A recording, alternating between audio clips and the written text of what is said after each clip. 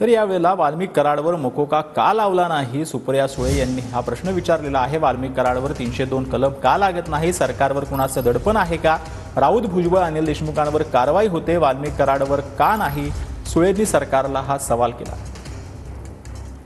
30 दिवसानंतर त्या कुटुंबाला न्याय मिळत नाहीये। मी स्वतः ह्याच्याबद्दल अनेक वेळा बोललेले आहे की मोका तुम्ही जरूर लावला, पण तो वाल्मिक कराडांवर का नाही लावला?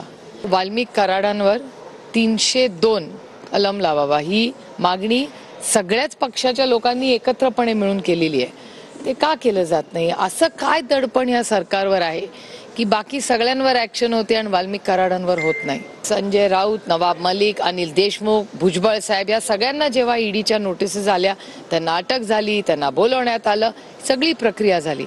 मग वाल्मिक कराडांना जेव्हा ईडीची नोटीस येते, त्यांच्यावर मोका लावायची मागणी होते, त्यांच्यावर एक्स्टॉर्शनचा गुन्हा होतो, हत्येचा आरोप होतो, असे एवढे आरोप होतात, तेव्हा मग वाल्मिक कराडांना काय ह्या कुठलेच कलम लागू होत नाही?